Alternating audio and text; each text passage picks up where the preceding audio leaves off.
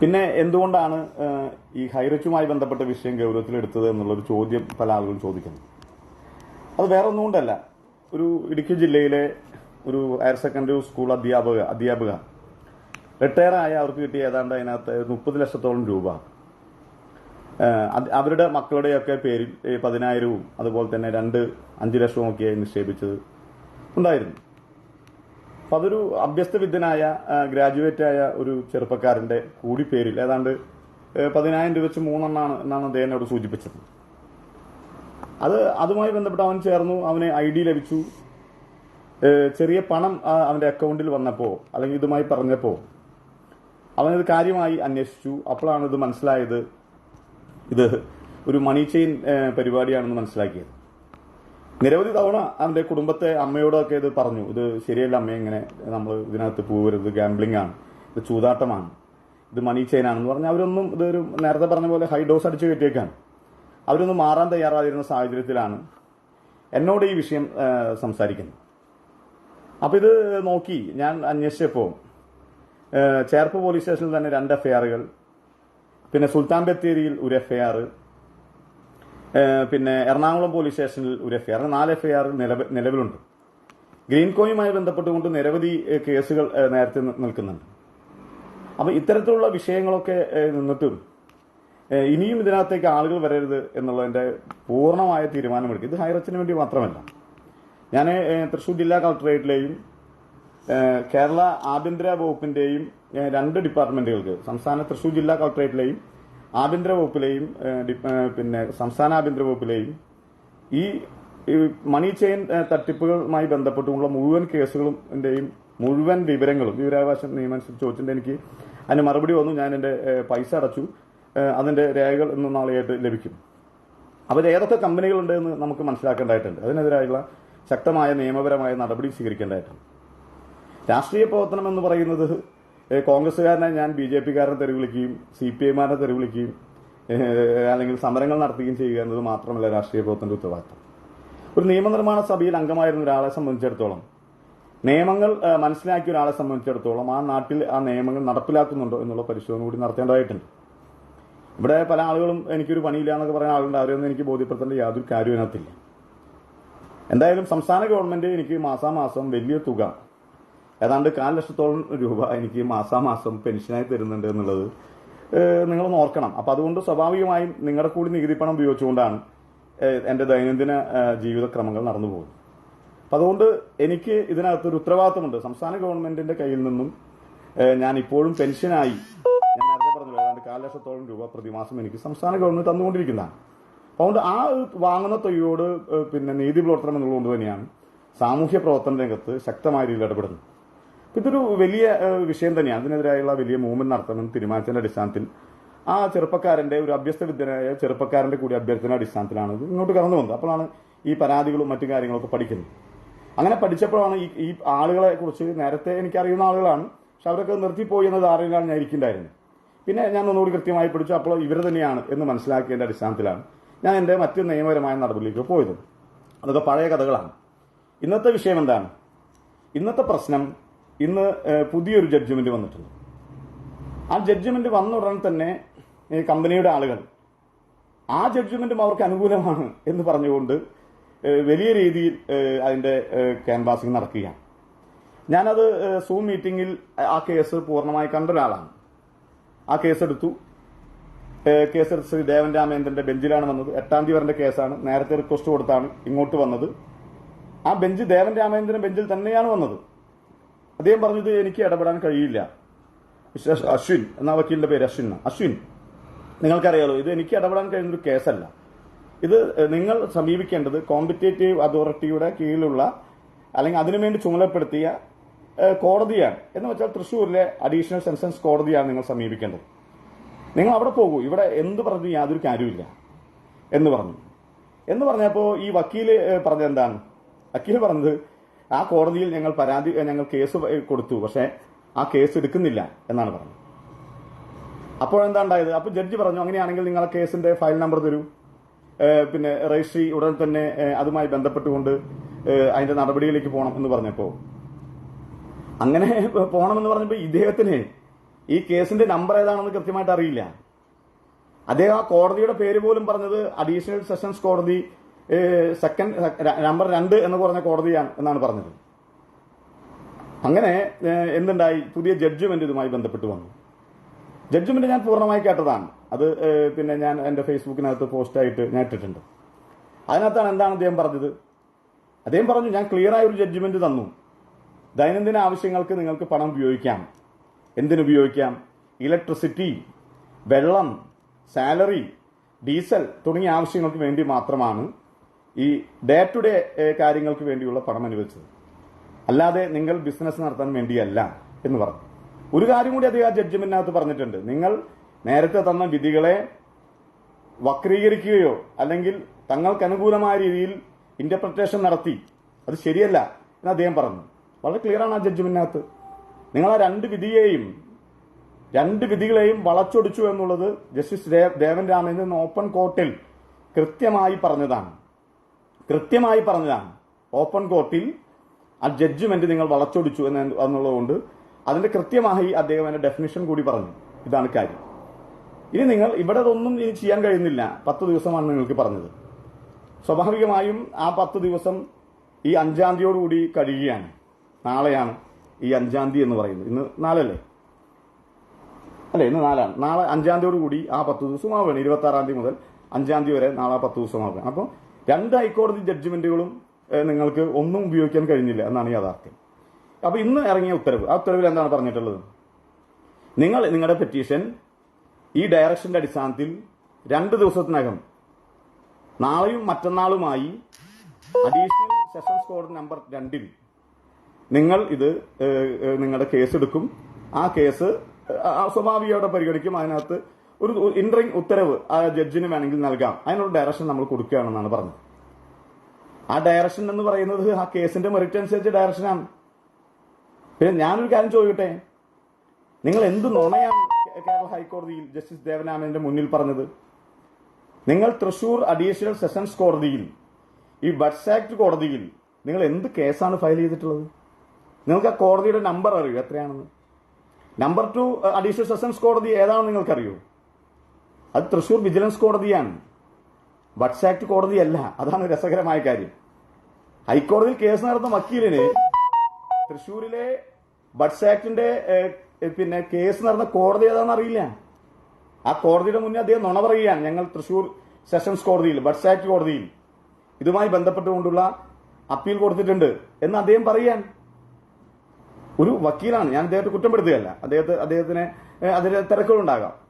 പക്ഷെ തൃശൂരിലെ number 3 third additional sessions കോടതിയിലാണ് ഈ കേസ് നടക്കുന്നത്.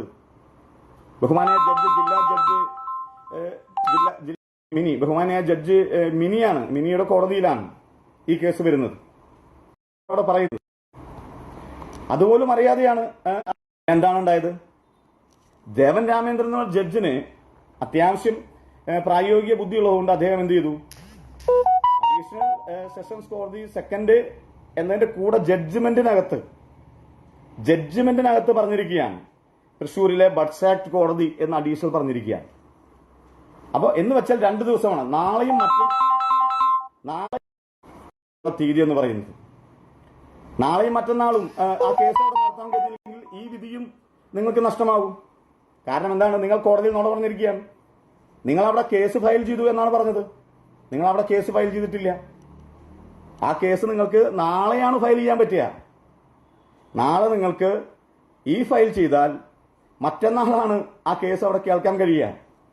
മറ്റന്നാൾ കേസ് കേൾക്കാൻ കഴിയണമെങ്കിൽ ഈ കേസിൽ കക്ഷികളായ തൃശൂർ ജില്ലാ കളക്ടർക്ക് നോട്ടീസ് കൊടുക്കണം, സംസ്ഥാന ഗവൺമെന്റിന് നോട്ടീസ് കൊടുക്കണം, പോലീസിന് നോട്ടീസ് കൊടുക്കണം, ബന്ധപ്പെട്ട ബാങ്കുകൾക്ക് മുഴുവൻ നോട്ടീസ് കൊടുക്കണം. അതൊക്കെ കേട്ടുകൊണ്ട് മറ്റന്നാൾ ഈ കേസ് ഫിനിഷ് ചെയ്യാൻ കഴിയൂ, അല്ലെങ്കിൽ ഒരു ഇന്ററിംഗ് ഓർഡർ കൊടുക്കാൻ കഴിയൂ? എനിക്ക് തോന്നുന്നില്ല സാധാരണ അങ്ങനെ ചെയ്യാൻ കഴിയും. അതോടുകൂടി നാളത്തോടുകൂടിയും നിങ്ങളുടെ 3ാമത്തെ കോടതിയുടെ വിധിയും ലാപ്സായി പോവുകയാണ് എന്നാണ് എനിക്ക് മനസ്സിലാക്കാൻ കഴിഞ്ഞത്. പക്ഷെ സ്വാഭാവികമായും ചിലപ്പോൾ മറ്റന്നാൾ ആ കോടതി വിധിയിൽ ഈ പറയുന്ന സാധാരണക്കാരായ ഡെപ്പോസിറ്റർമാർക്ക് പണം മടക്കി കൊടുക്കാൻ പറഞ്ഞാൽ അത്രയും സന്തോഷമുള്ള കാര്യമാണ്. ഞാൻ ആ വിധിയെ അങ്ങനെ ഉണ്ടെങ്കിൽ അതിനെ അഡ്വാൻസായി സ്വാഗതം ചെയ്യാണ്. ഇവിടുത്തെ പ്രശ്നം എന്താണ്? ഇവിടുത്തെ പ്രശ്നം ജസ്റ്റിസ് രാമേന്ദ്രൻ ഇന്ന് സൂചിപ്പിച്ചാണ്. വക്കീലിനോട് ചോദിച്ചു, നിങ്ങളുടെ കേസ് എന്താണ്?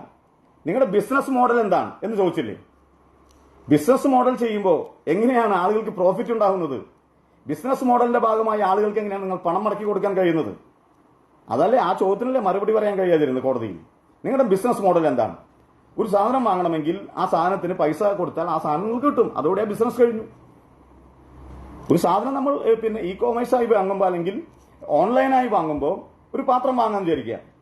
ആ പാത്രത്തിന് ആവശ്യമായ തുക കമ്പനിക്ക് ട്രാൻസ്ഫർ ചെയ്ത് കഴിഞ്ഞാൽ പാത്രം നിങ്ങളുടെ വീട്ടിലേക്ക് എത്തണം. അതാണ് ബിസിനസ്. അങ്ങനെയുള്ള ബിസിനസ്സിൽ നിങ്ങൾക്ക് എങ്ങനെയാണ് ആളുകൾക്ക് പണം വിതരണം ചെയ്യാൻ കഴിയുക? എങ്ങനെയാണ് കസ്റ്റമേഴ്സിന് പണം പ്രോഫിറ്റ് എങ്ങനെയാണ് വിതരണം ചെയ്യാൻ കഴിയുക എന്ന പ്രസക്തമായ ചോദ്യമല്ലേ അദ്ദേഹത്തിന്റെ ചോദ്യത്തിനകത്ത് ഉണ്ടായിരുന്നത്. നിങ്ങളുടെ ബിസിനസിന്റെ മോഡൽ എന്താണെന്ന് പറയൂ എന്ന് പറഞ്ഞിട്ട് നിങ്ങൾക്ക് പറയാൻ കഴിഞ്ഞില്ലല്ലോ. അതാണ് ഇതിന്റെ ഗുരുതരമായ പ്രശ്നം. എന്ന് വെച്ചത് മണി ചെയിനാണ് എന്നുള്ളത് പകൽ പോലെ ഇതിൽ പെട്ട സാധാരണക്കാരായ ആളുകൾക്ക് ഒഴിച്ച് ബാക്കി എല്ലാ ആളുകൾക്കും മനസ്സിലാക്കി കഴിഞ്ഞിരിക്കുകയാണ്. അപ്പൊ ഇനി എന്താണ് ചെയ്യാൻ പോകുന്നത്? ഇനി മറ്റന്നാൾ കേസെടുക്കും. മറ്റന്നാൾ കേസെടുത്താൽ ഈ കേസിന്റെ പ്രസക്തി എന്താണ് ഞാൻ ആദ്യത്തെ ദിവസം ഞാൻ പറഞ്ഞു. ഹൈക്കോടതി എന്ത് വിധിച്ചാലും ഇതിനകത്ത് യാതൊരു പ്രസക്തിയുമില്ല. അഡീഷണൽ സെഷൻസ് കോടതി, നമ്പർ 3 കോടതി എങ്ങനെയാണ് കേസ്, ഇപ്പോഴത്തെ സ്റ്റേജ് എന്താണെന്ന് നിങ്ങൾക്കറിയോ? നിങ്ങൾ ഈ കേസ് പഠിച്ചിട്ടുണ്ടോ? നിങ്ങളുടെ വക്കീലോ നിങ്ങളോ ഈ കേസ് പഠിച്ചിട്ടുണ്ടോ?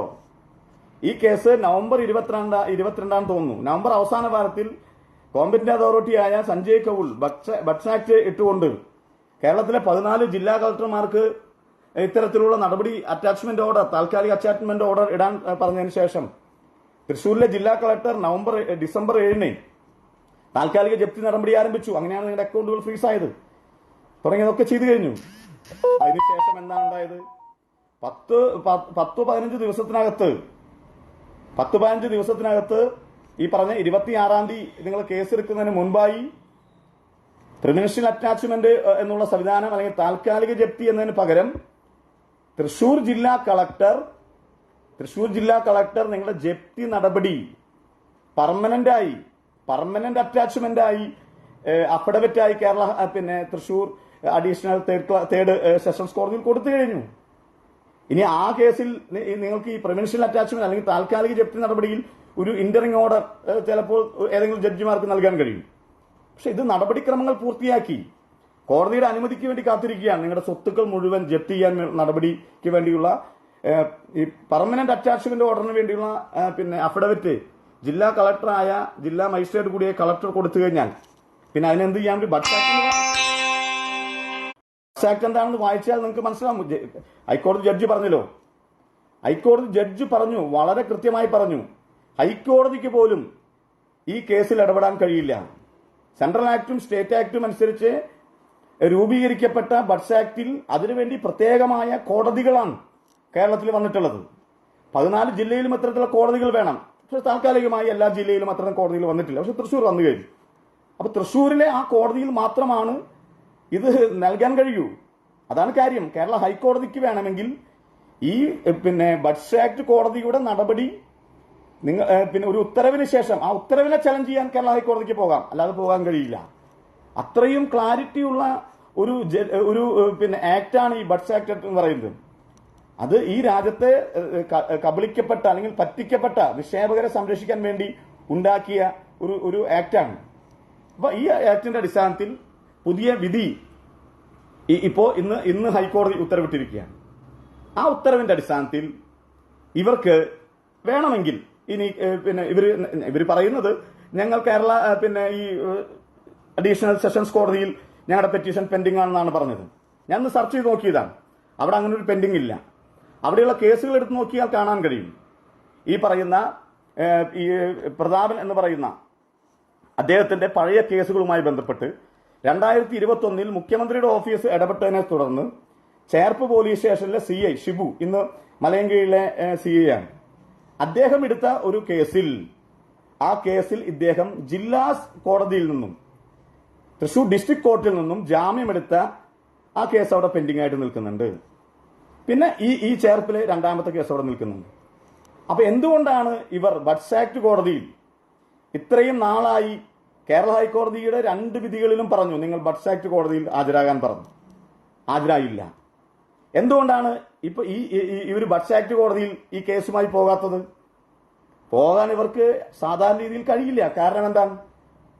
ഇവിടെ ഗ്രീൻകോ സെക്യൂരിറ്റീസ് എന്ന് പറയുന്ന ഈ പ്രതാപൻ നേരത്തെ MD ആയിരുന്ന സ്ഥാപനവുമായി ബന്ധപ്പെട്ട കേസുകൾ ഇവിടെ നിരവധി നിൽക്കുകയാണ്. പാലക്കാട്ട് കോടതിയിലും തൃശൂർ കോടതിയിലുമൊക്കെ ഇദ്ദേഹവുമായി ബന്ധപ്പെട്ടുകൊണ്ട് 1 ഡസനിലേറെ കേസുകൾ, കൃത്യമായ എണ്ണം എനിക്കറിയില്ല, ഞാനത് നേരത്തെ എന്റെ കയ്യിലുണ്ടായിരുന്നു. 1 ഡസനിലേറെ കേസുകൾ തൃശൂർ ജില്ലാ കോടതിയിലും ഇതുപോലുള്ള സെഷൻസ് കോടതിയിലുമൊക്കെ മജിസ്ട്രേറ്റ് കോടതിയിലുമൊക്കെ തൃശൂരിൽ നിൽക്കുകയാണ്. തൃശൂരിലെ ഏത് കോടതിയിൽ കയറിയാലും പ്രധാനന്റെ തട്ടിപ്പ് കേസ് ഉറഞ്ഞു നിൽക്കുകയാണ്. ആ തട്ടിപ്പുകാരനാണ് വീണ്ടും ഒരു ഇന്ററിംഗ് ഓർഡറായി ഒരു ജഡ്ജിയുടെ മുന്നിലേക്ക് പോയാൽ കിട്ടുമോ? അല്ല, നിങ്ങളൊന്ന് ആലോചിച്ച് നോക്കിയേ. എന്തുകൊണ്ടാണ് തൃശൂർ ആറാട്ടുപുഴയിലുള്ള ഈ പറയുന്ന ഹൈറിച്ച് എന്ന് പറയുന്ന സ്ഥാപനം 12 കിലോമീറ്റർ ഇപ്പുറത്തുള്ള തൃശൂർ ജില്ലാ സെഷൻസ് കോടതിയിൽ അപ്പീൽ കൊടുക്കുന്നതിന് പകരം 100 കിലോമീറ്റർ അപ്പുറത്തുള്ള കേരള ഹൈക്കോടതിയിലേക്ക് പോകുന്നത്? അദ്ദേഹത്തിന്റെ വീടിന്റെ മുന്നിലൂടെ കടന്നാണ്, എറവിൽ നിന്നും തിരിഞ്ഞ് മുന്നിലൂടെ കടന്നാണ് അങ്ങോട്ട് പോകുന്നത്. അല്ലെങ്കിൽ കണിമംഗലത്തും തിരിഞ്ഞാൽ ഇങ്ങോട്ട് ആകെ 4-5 കിലോമീറ്റർ, വാടകയ്ക്ക് താമസിക്കുന്ന കണിമംഗലത്ത് 4-5 കിലോമീറ്റർ മാത്രമാണ് അയ്യന്തോളിലേക്കുള്ളത്. അവിടെയാണ് ഇതിന്റെ പ്രധാനപ്പെട്ട കോടതി എന്ന നിലയ്ക്ക് ആ കോടതിയിൽ കയറാതെ അദ്ദേഹം ഹൈക്കോടതിയിലേക്ക് പോകുന്നത് ഈ കോടതിയിൽ കയറാനുള്ള ഭയം കൊണ്ടാണ്.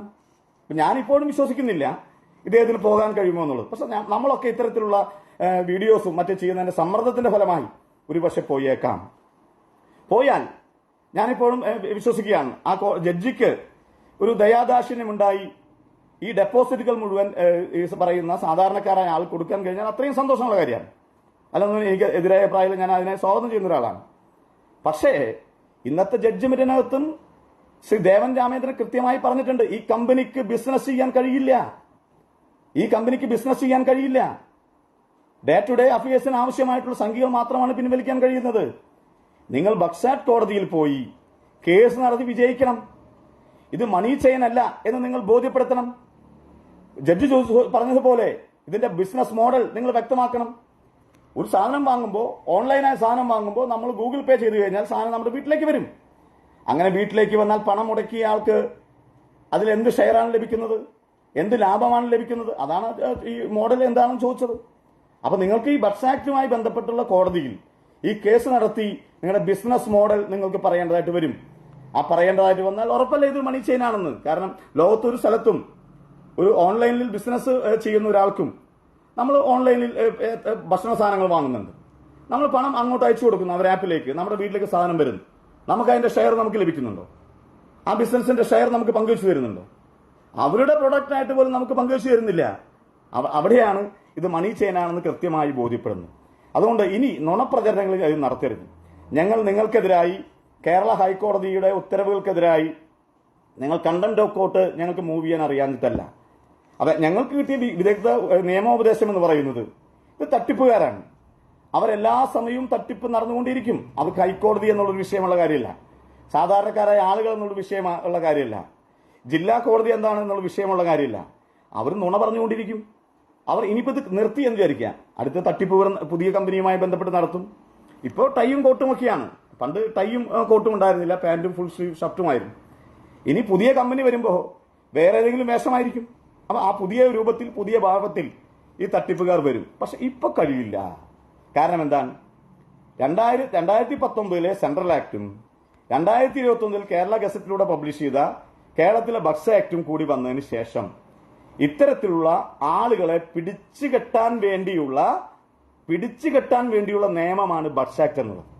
ഇതൊരു ലിറ്ററസിയാണ്, ഇതൊരു സാക്ഷരതയാണ്. ഞാനിപ്പോ ഈ നടത്തുന്ന പോരാട്ടം എന്ന് പറയുന്നത് ഇതൊരു ഹൈറിച്ചുമായി ബന്ധപ്പെട്ട് മാത്രമുള്ളതല്ല. ഞാനത് നിരന്തരമായി നടത്താൻ തീരുമാനിച്ചിരിക്കുകയാണ്. ഇതൊരു വെല്ലുവിളിയായി ഏറ്റെടുത്തിരിക്കുക. പിന്നെ എനിക്ക് വേറെ പണിയില്ലാന്ന് ചോദിക്കുന്ന ആളുകളുണ്ട്. എന്റെ വീട്ടിലേക്ക് വന്നാൽ നിങ്ങൾക്ക് കാണാൻ കഴിയും എനിക്ക് എന്താണ് ജോലി, ഞാൻ രാവിലെ എന്താണ് ചെയ്യുന്നത്, അതിനുശേഷം എന്താണ് ചെയ്യുന്നത്, എന്റെ പാർട്ടി പ്രവർത്തനം എന്താണ്, എന്റെ കുടുംബ പാരമ്പര്യം എന്താണ്, എന്റെ കുടുംബത്തിലെ ആളുകൾ എന്താണ് ചെയ്യുന്നത്. നിങ്ങളത് വന്നു അന്വേഷിച്ചാൽ നിങ്ങൾക്കിത് മനസ്സിലാക്കാൻ കഴിയും. അപ്പൊ ഞാൻ എടുക്കുന്ന എന്റെ കൈ നിങ്ങൾക്ക് നോക്കിയാൽ കാണാൻ കഴിയും. എന്റെ 2 കൈ വരെ എന്റെ കയ്യിലും നിറയെ തഴമ്പുള്ള ആളാണ്. ഞാൻ രാവിലെ കൈക്കോട്ടെടുത്ത് കളയ്ക്കുന്ന ആളാണ്. മനസ്സിലായ? എന്റെ കൈ നോക്കിയാൽ നിങ്ങൾക്ക് കാണാൻ കഴിയും. മനസ്സിലായ? എന്റെ കയ്യിൽ തഴമ്പാണ്. ഇതൊക്കെ കാണുന്ന തഴമ്പാണ്, അല്ലാതെ ഞാൻ പണിയെടുത്ത് ജീവിക്കാത്ത ഒരാളല്ല. തഴമ്പാണ്. ഇത് കണ്ട എന്റെ കയ്യിൽ തഴമ്പാണ്. എന്താണ് കാരണം? അത് ഞാൻ റെഡിമെയ്ഡാക്കി ഇവര് ചെയ്യുന്ന പോലെ സ്ട്രൈറ്റ് ചെയ്ത് മുഖത്ത് ചായം തേച്ച് നടക്കുന്ന ആളല്ല. എന്റെ കയ്യിൽ തഴമ്പാണ്. കാരണം എന്താണ്? ഞാൻ കൈക്കോട്ടെടുത്ത് കളയ്ക്കുന്ന ആളാണ്. അല്ലാതെ എന്നെ അങ്ങനെ നിങ്ങൾ കളിയാക്കി ഞാൻ ഇങ്ങോട്ട് പിറകോട്ട് പോകും നിങ്ങൾ ധരിക്കണ്ട. ഞാൻ കേരള നിയമസഭയിലെ നിയമസഭാംഗമായ ഒരാളാണ്. ഏറ്റവും കുറഞ്ഞ വോട്ടിന് ജയിച്ച ആളാണ്.